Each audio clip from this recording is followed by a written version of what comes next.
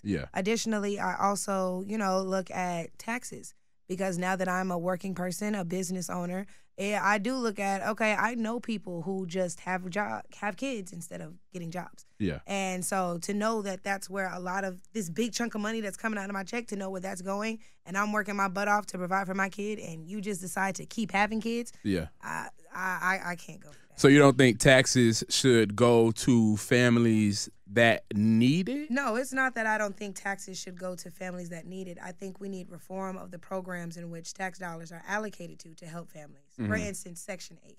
Section 8 is a great leg up for some families, right? Section 8 should not be able to be passed down to your kids and they pass it down to their kids. For sure. That promotes you staying exactly where you are, because the deterrent is if you make too much, you're going to have to pay this high-ass rent that everybody else is paying. Yeah. So you need to stay below this level. You need to stay in poverty. You need to not advance so that you can live easy. Well, I don't think people choose to be impoverished, though. Not everybody chooses it, but you and I both know there are a great deal of folks who do. And I think that reform is needed because there are too many families who need these resources but can't get them because they make too much or because certain demographics in the household don't allow it, whatever. But you have people who are openly taking advantage of said system.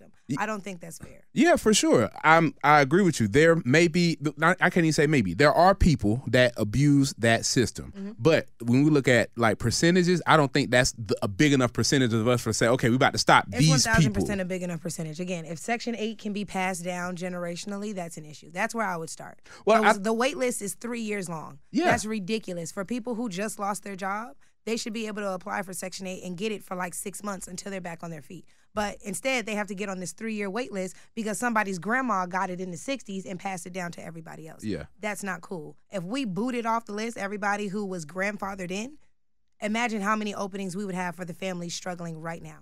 I absolutely agree with you. If people are abusing the system, absolutely. It shouldn't be some people, but passing it down is unacceptable. But generational poverty exists, though.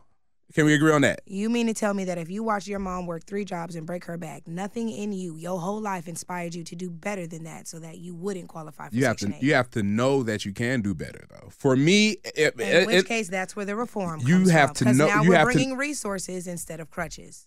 For sure, yeah. But if you don't know, you can't do better. So if this, you reference families back in the 60s, the grandma that, or probably before that, the grandma that was born into it. And that family is still in situations socially and economically that aren't helping them, then it's kind of like, okay, your granny was poor, your mama was poor, you poor, your kids poor. So at what point do you think to yourself, oh, wow, I don't have to be poor?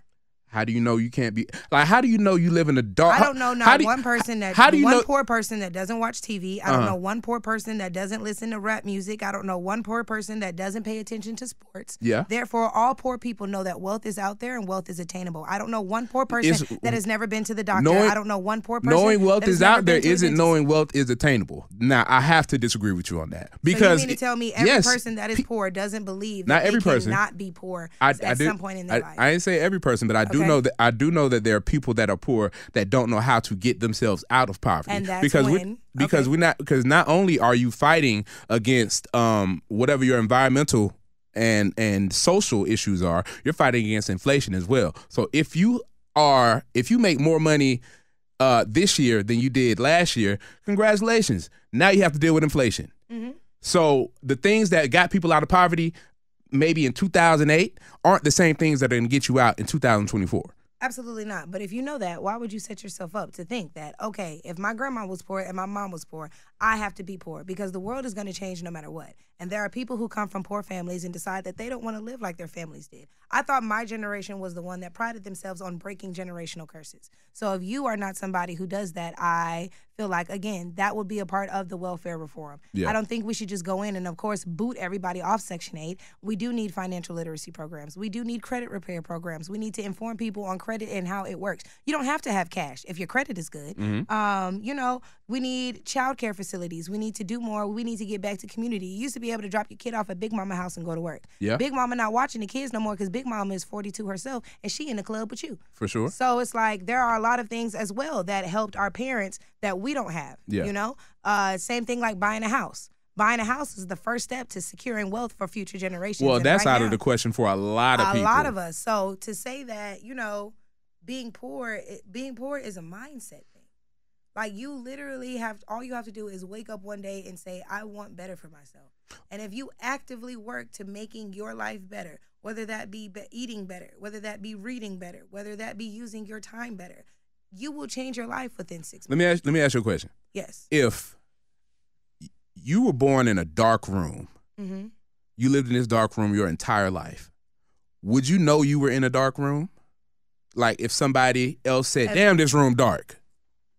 Yeah, it all depends on who's around you, your environment. But I can't Everybody's in that dark room with you. Everybody's in the dark room. Okay, so, and nobody has any clue as to what the outside looks like. That's just the outside world. You looking at that like a video game. We know, you can probably agree with this. People don't look at celebrities and influencers like real people. Somebody in that room will think to themselves, what is this outside world that I hear of? Where are these trees? Exactly. Where is this sky? And they will say, oh, let's go ahead and figure out how we can get to that. And somebody's going to feel around for a door. And when that door opened and it let the light in, everybody's going to be like, wow. It starts with one person. But you let that light in and like, damn, that shit is irritating because you've been in this dark room. You leave them behind. Exactly. Harriet Tubman shot some niggas and left them behind. And that's exactly what is happening. We're not like trickle-down economics isn't something that's actually working. I never thought it did. It's not something that's actually working. So we have to do a better job of helping the people that... We got to do a better job at helping each other. You can give people all the help that you want. We have Section 8 right now. Yeah. That is a great help. But are we helping each other?